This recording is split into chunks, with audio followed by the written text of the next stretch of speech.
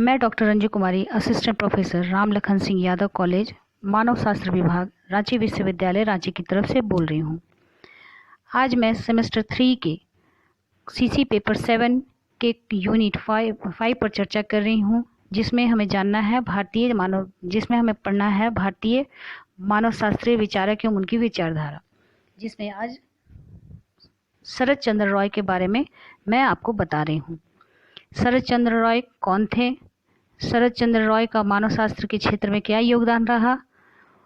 इन योगदानों के पीछे उनके पिता का क्या योगदान रहा है? उनका झुकाव झारखंड की जनजातियों पर किस तरह से हुआ? उनकी क्या क्या उपलब्धियां हैं, इन पर आज चर्चा कर रही हूँ। तो आइए इन सब के बारे में जानते हैं। शरद चंद्र रॉय को कई महान उपाधियों से विभूषित किया गया है, जैसे भारतीय मानव जाति शास्त्र के जनक, प्रथम भारतीय मानव जाति वर्णनकर्ता तथा प्रथम भारतीय मानव शास्त्री आदि के रूप में। शरद चंद्र रॉय के लिए प्रयुक्त इन उपाधियों की से ही भारतीय मानव शास्त्र में उनके महान योगदानों की झलक हमें मिल जाती है। एस.सी. रॉय का जन्म 4 नवंबर 1871 में पूर्वी बंगाल के खुलना जिले के कारापारा में ग्राम में हुआ था, जो आज बांग्लादेश में है। इनके पिता पूर्णचंद्र रॉय एक संभ्रांत कायस्थ परिवार के वंशज थे। जहाँ जहाँ इनके पिता की नियुक्ति होती गई, वे अपने पिता के साथ जाया करते थे। इसी क्रम में जब उनके पिता की नियुक्ति पुरुलिया में हुई, तब शरद चंद्र रॉय पहली बार जनजातियों के संपर्क में आए और उनके पिता का देहांत उस समय हुआ जब वे 14 वर्ष के थे। शरद चंद्र रॉय ने अपनी माता की छत्र छाया में कलकत्ता में अपना अध्ययन जारी रखा।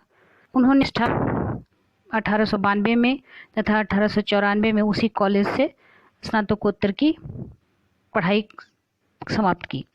1895 में रिपन कॉलेज कलकत्ता में उन्होंने कानून की उपाधि धारण की और उसके बाद वो मेमन सिंह उच्च विद्यालय में प्रधान अध्यापक के रूप में कार्य किया। बाद में उन्हें GEL मिशन उच्च विद्यालय रांची के प्राचार्य के रूप में कार्य करने के लिए आमंत्रित किया गया। रांची आने के पश्चात उनका झुकाव जनजातियों की ओर हुआ। उन्होंने शिक्षण कार्य का परित्याग कर अधिवक्ता के रूप में कार्य करने का निर्णय लिया और 1897 में उन्हें अलीपुर 24 परगना के जिला न्यायालय में अधिवक्ता बने रहे। सन 1898 में वे अधिवक्ता के रूप में काम करने रांची आए और उस समय जब ये रांची आए तो इन्हें जनजातियों से बहुत करीबी से जनजातियों को जानने समझने का मौका मिला। एक अधिवक्ता के रूप में आयोग की तरफ से शरद चंद्र रॉय छोटा नागपुर के सुदूर ग्रामीण क्षेत्र में जाया करते थे तथा आदिवासियों को समीप से देखा करते थे। वे मुंडा तथा अन्य जनजातियों के शोषण तथा उत्पीड़न पर सरकार की उदासीनता से आश्चर्यचकित थे। वे छोटा नागपुर की जनजातियों का जिस प्रकार शोषण हो रहा था, उससे वे बहुत दुखी थे। उन्होंने देखा कि जनजातियों की समस्याओं का समाधान न्यायालय द्वारा नहीं हो रहा था, क्योंकि संबंधित वकीलों को जनजातियों के प्रति सहानुभूति नहीं थी। दूसरी बात यह भी थी कि उन वकीलों को जनजातियों की भाषा, संस्कृति तथा रीति रिवाज संबंधी नियमों का ज्ञान नहीं था। अतः उन्होंने जनजातीय भाषा सीखने तथा उसकी संस्कृति को लिपिबद्ध करने की प्रतिज्ञा ली। जनजातीय संस्कृति के अध्ययन में गहन अभिरुचि के कारण उनकी पुस्तक मुंडा एंड देयर कंट्री का प्रकाशन 1912 में हुआ। यह पुस्तक किसी भारतीय द्वारा भारतीय जनजाति के ऊपर लिखित प्रथम शोध निबंध के रूप में जानी जाती है।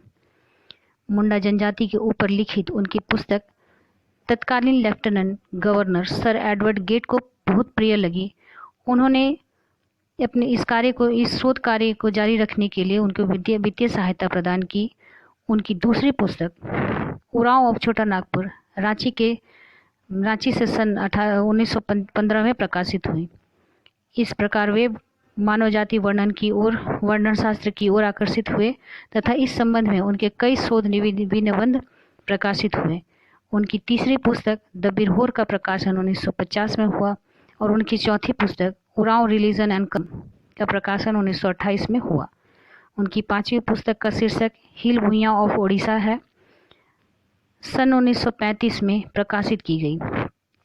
इनकी छठी तथा अंतिम पुस्तक द खरिया, इस पुस्तक का प्रकाशन 1937 में किया गया। शरद चंद्र रॉय भारतीय शोध के प्रति समर्पित थे। बिहार तथा उड़ीसा शोध समाज के क्रियाकलापों में उनकी गहरी अभिरुचि थी। इस समाज की स्थापना जनवरी 1915 में की गई थी, जिसके महासचिव उन्हें बनाया गया था। इस संगठन के मानव शास्त्र तथा लोक साहित्य शाखा का प्रधान श्री राय को बनाया गया था।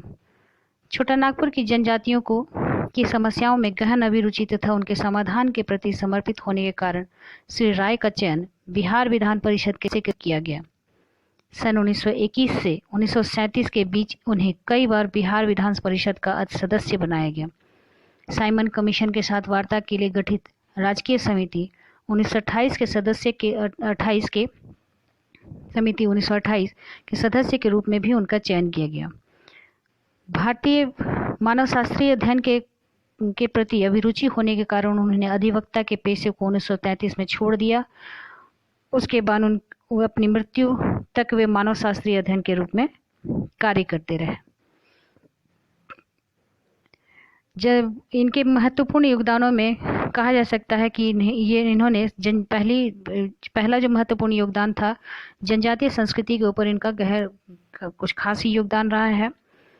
दूसरा, शारीरिक मानवशास्त्र तथा प्राकृतिक प्रथा में इनका योगदान रहा है। अध्ययन में इनका योगदान रहा है। लोक साहित्य के अध्ययन में इनका योगदान अहम रहा है और व्यवहारिक मानवशास्त्र तथा जनजातीय नीति में इनका महत्वपूर्ण योगदान रहा है। अब जानते हैं कि जनजातीय संस्कृति के अध्ययन में इनका क्या योगदान है। मुंडा एंड देयर कंट्री जो पुस्तक 1912 में प्रकाशित हुई थी, इनकी महत्वपूर्ण पुस्तक मानी जाती है। मुंडा जनजाति पर प्रकाशित इनकी पुस्तक जनजाति संघ के संबंध में उनके कुछ लेखों का प्रकाशन शोध पत्रिका में हुआ। यह समय था जब संसार के अधिकांश मानवशास्त्री उद्विकासवादी तथा प्रसारवादी अध्ययन में लगे हुए थे। उनके अनुसार मानवशास्त्र इतिहास की ऐसी शाखा थी जिसका संबंध जनजातियों के ऐतिहासिक पुनर्निर्माण में था। वह ऐतिहासिक पुनर्निर्माण अंशतः सत्य तथा अंशतः अनुमानिक था। इस प्रकार का ऐतिहासिक पुनर्निर्माण पौराणिक कथा, लोक कथा तथा लोक साहित्य से प्राप्त अपर्याप्त प्रमाण पर आधारित था। एस.सी. रॉय का मानना था कि जनजाति के इतिहास के आधार पर उनकी संस्कृति को अच्छी तरह से समझा जा सकता है। इस प्रकार उन्हें आश्चर्य नहीं होता इस प्रकार हमें आश्चर्य नहीं होता कि जब भी हम एस.सी. रॉय की पुस्तक the Munda and their country की ओर ध्यान केंद्रित करते हैं। इस पुस्तक में मात्र एक अध्याय मानव जाति वर्णन शास्त्र से संबंधित है, जबकि 5 अध्याय इतिहास से संबंधित हैं। श्री रॉय ने इस पुस्तक के आरंभिक अध्ययनों में मुंडा जनजाति की उत्पत्ति, लोक साहित्य, भाषा से संबंधित तथा प्रागैतिहासिक प्रमाणों के आधार पर दर्शाने का प्रयास किया। उसके पश्चात उन्होंने मुंडा जनजाति का ऐतिहासिक पुनर्निर्माण वैदिक काल से ईस्वी सन की शुरुआत तक करने का सफल प्रयास किया। केवल मुगल काल तथा आधुनिक काल में मुंडा जनजाति से संबंधित कुछ ऐतिहासिक प्रमाण प्राप्त होते हैं। आधुनिक काल में उन्होंने बिरसा आंदोलन की कहानी प्रस्तुत की और मानव जाति वर्णन के अंतर्गत उन्हें मुंडा जनजाति के शारीरिक रूप, रंग, वस्त्र, आभूषण, अस्त्र, भौतिक संस्कृति, मुंडा ग्राम का वर्णन, कृषि कार्य का विवरण, सामाजिक तथा राजनीतिक संगठन, धर्म, विश्वास, पर्व आदि का उल्लेख किया।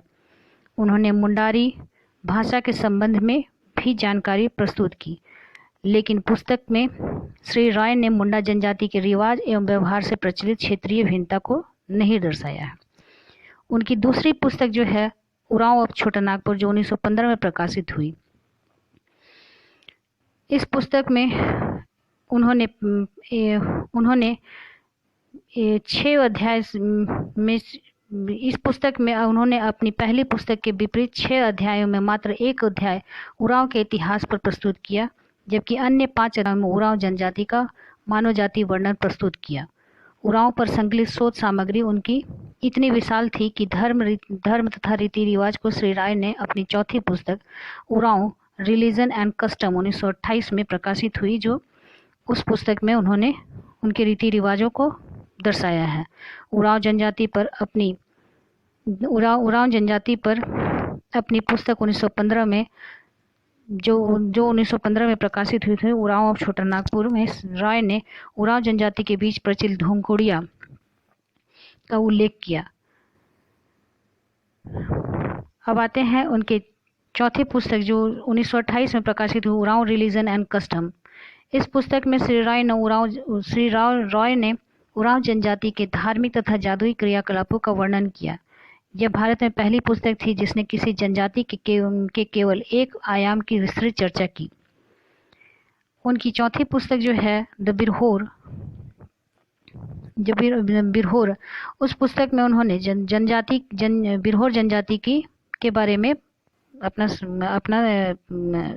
आलेख प्रस्तुत किए जिस पर उन्होंने काम किया था। इस समय श्री राय ने बिरहोर जनजाति का अध्ययन किया और उस समय इस जनजाति की जनसंख्या मात्र 1000 थी। जिस समय ये बिरहोर जनजाति पर उन्होंने अपना अध्ययन कार्य किया उस समय इनकी जनसंख्या मात्र 1000 थी। उन्होंने इस भ्रमणशील जनजाति के अध्ययन में 15 साल से भी अधिक समय दिया। उन्होंने इस अध्ययन में एक बुद्धिमान बिरहोर की सहायता ली थी जो प्राथमिक सूचना के रूप में श्री राय को बिरहोर के अस्थायी निवासों की ओर ले जाता था। उन्होंने बिरहोर के जीवन का वर्णन बड़ा ही रोचक ढंग से प्रस्तुत किया था। उनके इस अध्ययन में भ्रमणशील जीवन शैली प्रकाश में आई। उन्होंने बताया कि उन्होंने इस पुस्तक में 2 प्रकार के बिरहोर का उल्लेख किया है, जंगी बिरहोर तथा उथलू बिरहोर। जंगी बिरहोर का निवास अस्थायी होता है जबकि उथलू बिरहोर का निवास अस्थायी नहीं होता है। वे साल भर एक स्थान से दूसरे स्थान पर भ्रमण करते हैं। पुस्तक के अंत में उन्होंने 16 लोक कथाओं का वर्णन प्रस्तुत किया है। उन्होंने खेल, कहावत, पहेली तथा मनोरंजन के अन्य साधनों का विवरण भी इस पुस्तक में प्रकाशित किया है। उनकी अगली पुस्तक थी हिल भुइयां ऑफ उड़ीसा जो 1935 में प्रकाशित हुई थी। इसमें उन्होंने उड़ीसा के पहाड़ी भुइयां के अध्ययन किया। अपने पुत्र रमेश चंद्र रॉय की सहायता इस पुस्तक को लिखने में उन्होंने ली थी। उस समय तक रमेश चंद्र रॉय एक प्रशिक्षित मानवशास्त्री बन गए थे तथा उन्होंने पहाड़ी भुइयां का तुलनात्मक अध्ययन प्रस्तुत किया। उनकी अगली पुस्तक थी द खरिया जो उनकी अंतिम पुस्तक मानी गई। इस पुस्तक का प्रकाशन 1937 में 2 खंडों में हुआ था। यह पुस्तक उनके पुत्र के सहयोग से प्रकाशित किया गया था। रांची जिले के दक्षिण पश्चिम में खरिया का निवास स्थान है। उन्होंने खरिया का अध्ययन 12 वर्षों तक किया। इतनी लंबी अवधि के गहन अध्ययन के आधार पर श्री रॉय को खरिया के तीनों समूह दूध खरिया, ढोलकी खरिया तथा हिल खरिया का तुलनात्मक अध्ययन प्रस्तुत करने में सफलता मिली थी।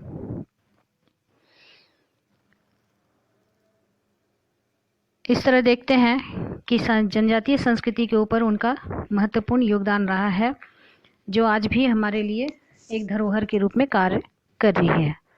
इन जनजातियों के बारे में बेसिक जानकारी ले पाते हैं। Thank you.